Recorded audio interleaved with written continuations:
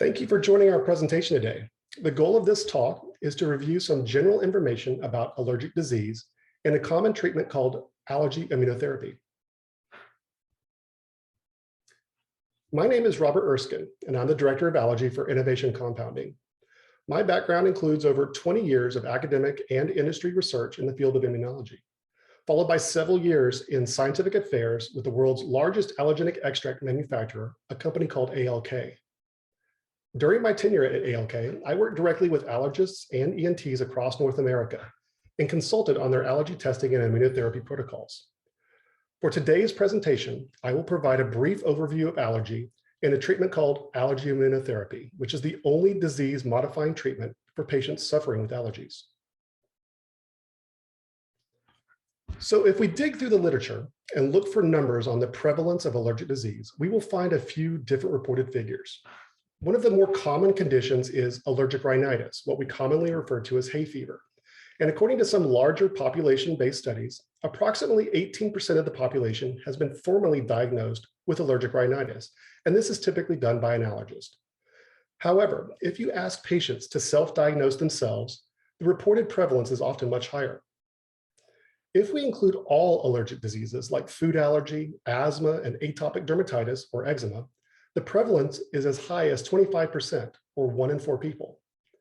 Interestingly, when there is a strong history of allergy, we find that more than half of patients will produce a positive skin test to at least one common allergen. An often overlooked aspect of allergic disease is the burden it creates to our healthcare system.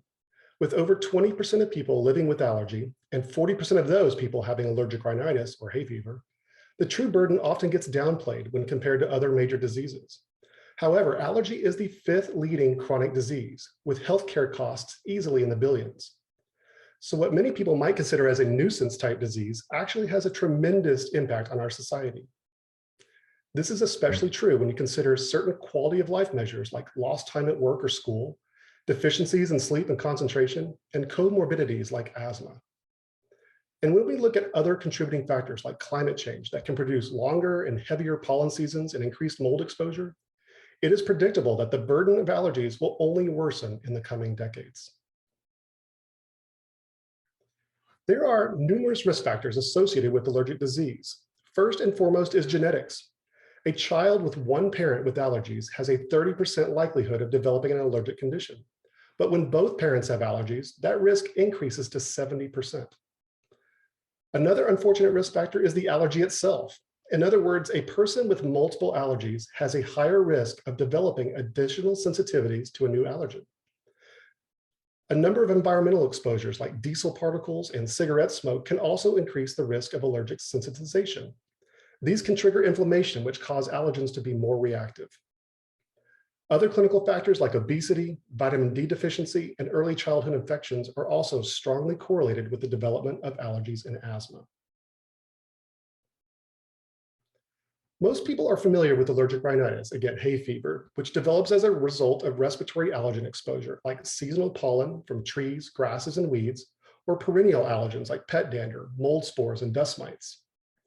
But allergic disease encompasses a longer list of conditions that can affect many other parts of the body, and these can sometimes depend on very different types of allergic triggers.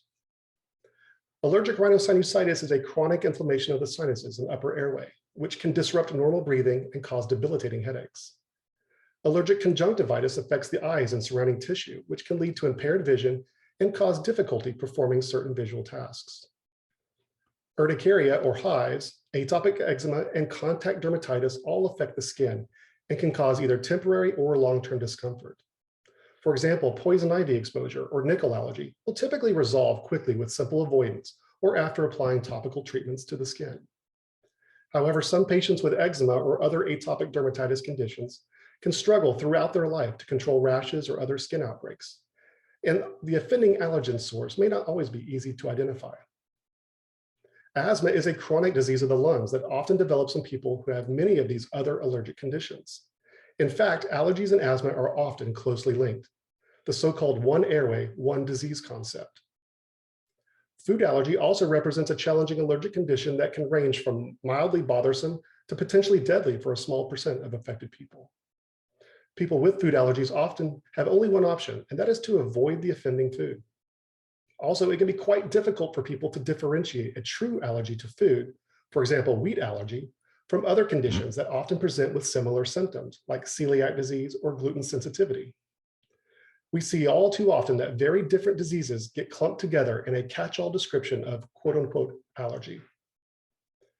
The most aggressive allergic reactions can lead to life-threatening anaphylaxis, and these are often related to specific types of allergens like peanut, latex, penicillin, or stinging insect venom. This type of severe reactivity results in numerous fatalities each year.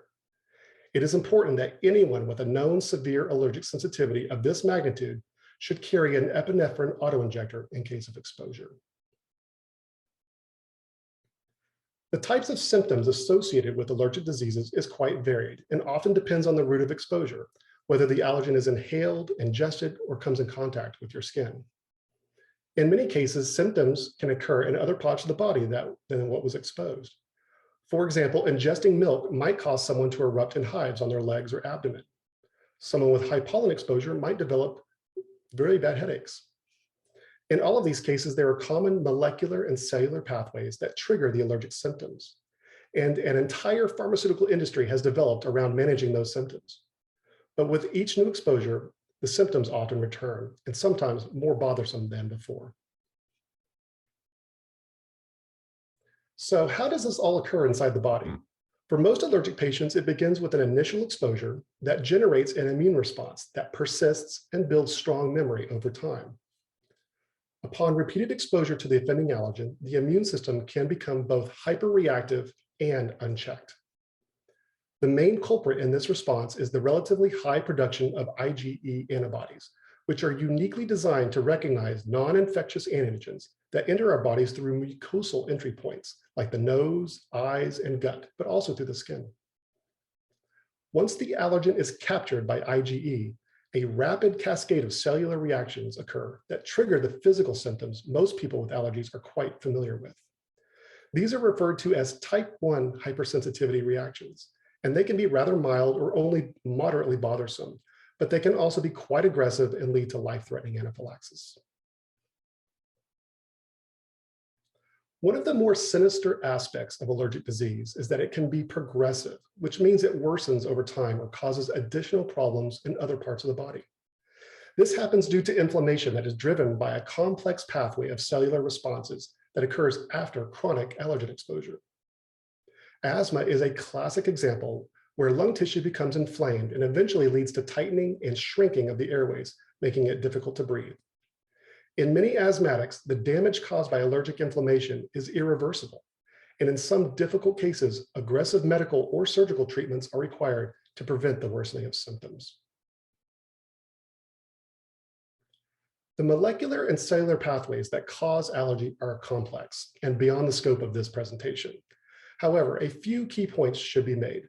First, people who are predisposed to allergic sensitivity often build robust immune memory to certain allergens.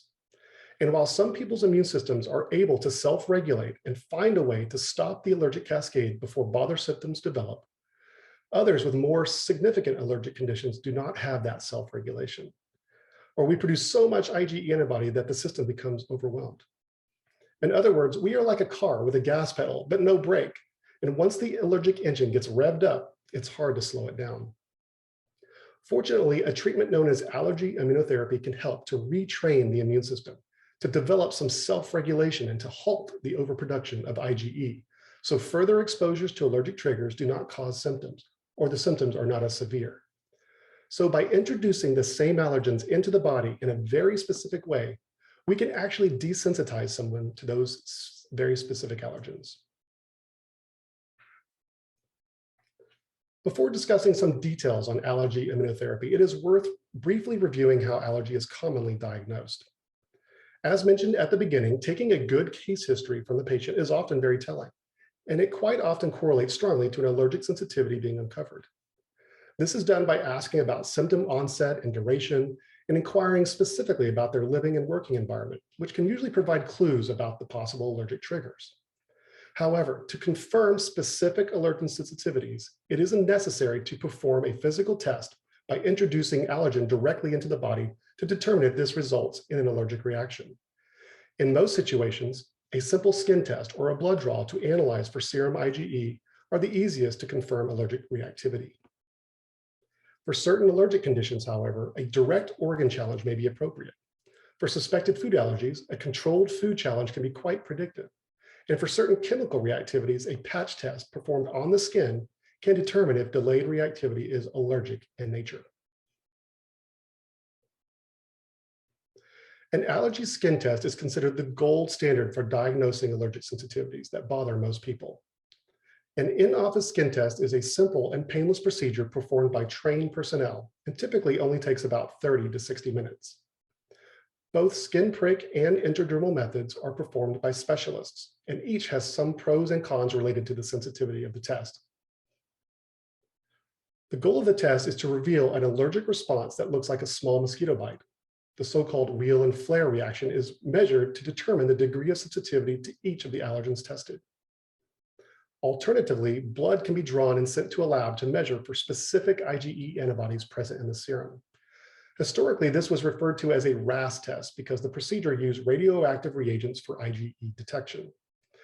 Today, the lab methods are much more advanced and reliable, but results often take a few days or up to a week. So the only drawback is the time required to discuss possible treatment options with the patient.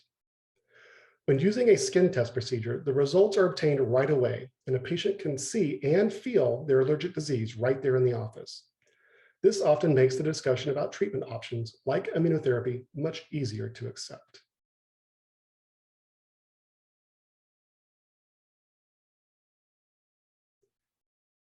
Many allergy specialists will tell you that there are 4 elements to the management of a patient's allergy. First is education. It is important to help someone understand what they are specifically allergic to. Next is allergen avoidance. If someone can avoid exposure, then obviously that will go a long way to eliminating any problems related to a specific allergy. However, not every allergen can be avoided. Outdoor pollen, dust mites, and molds can be found in almost any environment, so exposure is difficult to eliminate entirely without some extreme measures. For treatment options, the initial approach is usually to tackle the symptoms directly. There are a slew of pharmacotherapeutic options on the market that can help minimize or mask allergic symptoms, and these all have varying levels of effect and duration. But once discontinued, the allergic symptoms almost always return. Allergy specialists will often only use immunotherapy as a last resort, which is unfortunate since the treatment option has the potential to provide lifelong relief by acting on the very mechanism of the disease. In an ideal world, all 4 of these approaches to dealing with an allergy would be employed simultaneously to both manage symptoms and to alter the course of the disease so symptomatic medications are no longer needed. So let's now talk specifically about allergy immunotherapy. This is a treatment that has been around for over 100 years, with the first clinically documented research published way back in 1911. The drugs that we use for immunotherapy are the actual allergens themselves, or at least a crude preparation of the allergic source material. And the protocols have all been empirically derived. In other words, there was quite a bit of trial and error over the years that led to the methods we currently follow. And while the full mechanism of action is not fully understood, more recent advances in the field of immunology and with the biochemistry of allergens has helped accelerate our understanding of how immunotherapy works to achieve desensitization. One of the more challenging aspects of this treatment option is the lack of well-defined outcomes measures. Basically, how and when do we determine that a person has achieved a fully desensitized state? The most common approach is to simply inquire with the patient about their own satisfaction with treatment and whether their symptoms are better or worse than in years past, and whether their consumption of symptom-relieving drugs has decreased or halted altogether. Unfortunately, we do not yet have reliable biomarkers that would tell us when a patient's immune system has fully reversed course or has been fully retrained. We also have to contend with the fact that allergy specialists throughout the US often have their own home-cooked protocols for administering this type of treatment. While the end goal is all the same, the formulations, the target doses, and the treatment schedules can all vary widely from office to office. So finding a standard of care can be somewhat elusive. However, we do have published practice guidelines that offer some consensus as to how allergy immunotherapy should be delivered, and we are seeing more and more specialists adopting these agreed upon methods. As I mentioned, the drug that we use for allergy immunotherapy isn't a drug at all, but simply a crude extraction of the allergic source materials. These solutions are then mixed or combined into a specific formulation that will match the allergic sensitivities for a specific patient. The allergic source materials can be either collected from nature or cultivated in a lab or greenhouse. In the case of pollen from allergenic trees, grasses, and weeds, most of the pollen is collected directly from the plants as they exist in nature. For some widely used sources of pollen, the plants may be purposefully grown in specific locations and farmed like any other crop. Grasses are grown over several acres, and the pollen is harvested using uniquely outfitted tractors that can literally vacuum the pollen from the plant. For plants that do not adhere to controlled growing conditions like weeds, the collection process can be a little trickier. For many of these allergens, the plants are cut and set in greenhouses where pollen can fall freely from the plant structures and collected over a few days or weeks. For trees, it is often easiest to simply jump in a large bucket loader and get into the treetops to clip pollen-containing catkins from the branches. For many trees, the pollen collection is outsourced to local workers where the trees are native and most abundant. Once collected, the pollen is filtered through sieves to remove foreign debris and analyzed for identity and purity. The pollen can then be stored, sometimes for many years, prior to being needed for manufacture into an extract. Other environmental or perennial sources of allergen each have their own collection methods, whether it's clipped pet hair and dander collected by licensed veterinarians, or dust mites grown in special laboratories, or molds grown in culture in special mycology labs. Each of these allergic sources have specific procedures to ensure the purity and safety of the materials before being manufactured into an extract. For example, horses must be verified as free of tetanus infection prior to collecting combed hair and dander. The different species of dust mites are grown in separate laboratories to prevent cross-contamination, and the mites must be purified away from the spent growth media. Fungal or mold allergens are sourced from pure cultures that are obtained from the American Tissue Culture Collection, a global repository of microorganisms. During manufacture, the pure source material is extracted into a buffered solution that helps maintain the potency of the allergenic proteins. There is a delicate balance to ensure that the product is not adulterated any more than necessary, so it resembles as closely as possible the allergen source as we see it in nature. But we also have to ensure that the final product is not contaminated, so various filtration steps and microbiological analyses are performed to verify the purity, the potency, and the safety of the extract. For certain allergens, additional lab methods are performed to compare the biologic potency to FDA standards to ensure that those allergen extracts have a consistent biologic strength. This can be particularly important since injecting allergens into an allergic person comes with a certain degree of risk, up to and including anaphylaxis. The final product that results from allergenic extract manufacture might be more aptly described as an allergen tea, a solution that has a complex composition of proteins and other biologic compounds that may or may not generate an allergic response. A small fraction of the proteins that are extracted and that can be recognized by IgE antibodies are referred to as allergenic proteins, or simply allergens. Of those, there may be just a couple of key proteins that trigger reactions in a large percent of the allergic population, and these are referred to as major allergens. An example of a major allergen is FeLD1, a protein named after the Latin name for cat, Feline domesticus.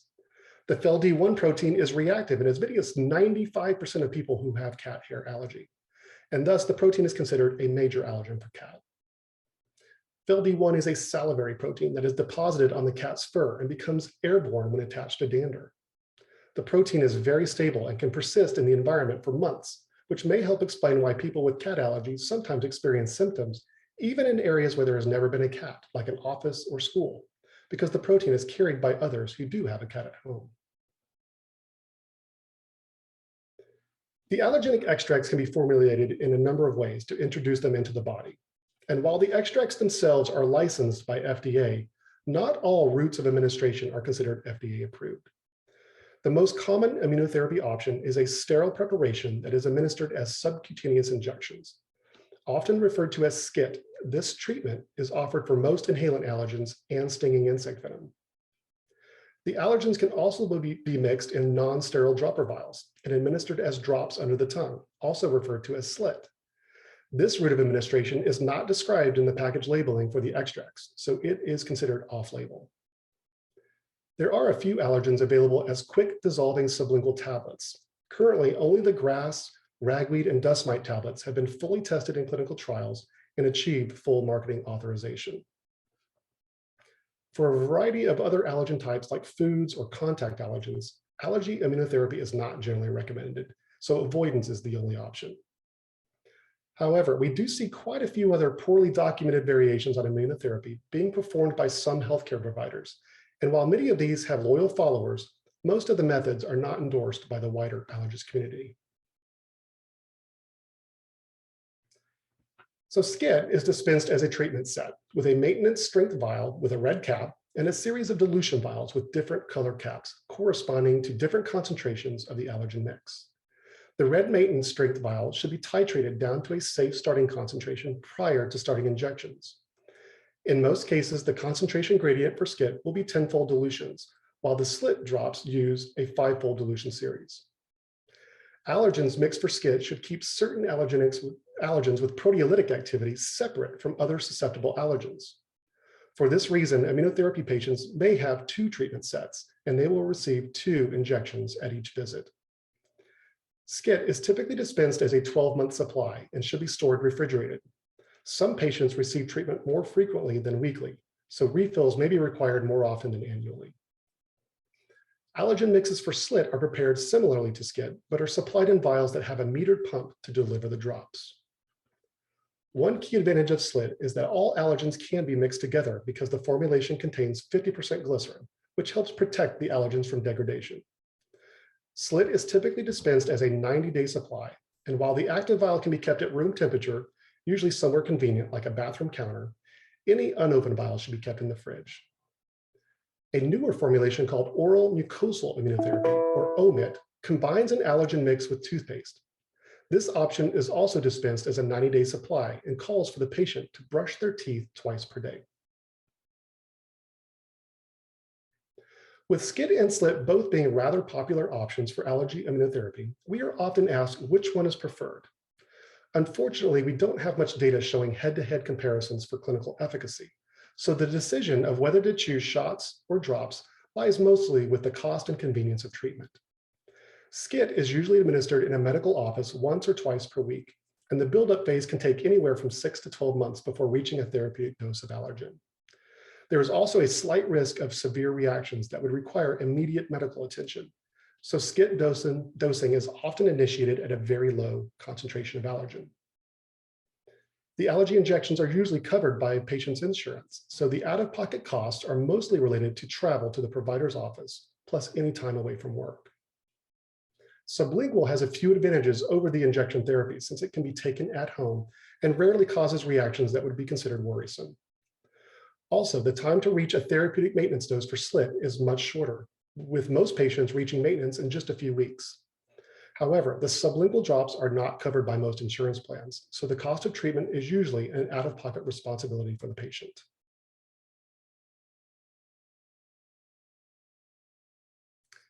Regardless of which immunotherapy formulation is chosen, the goal of treatment is the same: to achieve a dose of allergen that produces a noticeable reduction in symptoms and a significant decrease in medications needed to control those symptoms.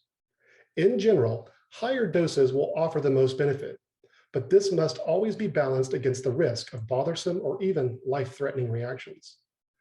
For most people, there will be a dose range that 1, offers favorable treatment outcomes, and 2, remains safe and free of adverse reactions. This optimal range of the allergen dose may not be the same for every person, so treatment will sometimes progress carefully until the patient reaches a known therapeutic dose or a maximally tolerated dose. The total duration of immunotherapy is about 3 to 5 years for both SCIT and SLIT, but some patients may require longer durations of treatment to sustain their allergy control, where breakthrough symptoms are both infrequent and not terribly bothersome.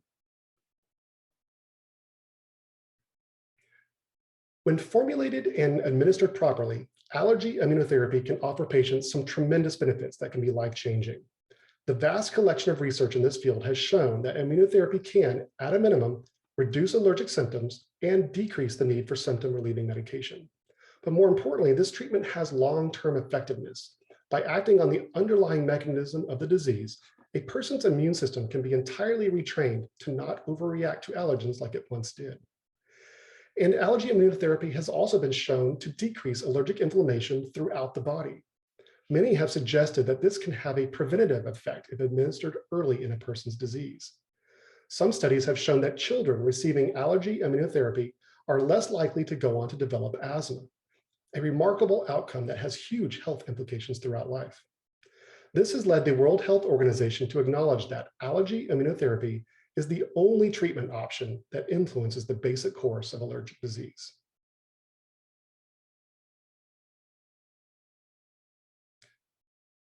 As a final point for this presentation, I'd like to identify some key success factors for allergy immunotherapy patients. First and foremost, it is critical that patients are properly identified and selected for treatment.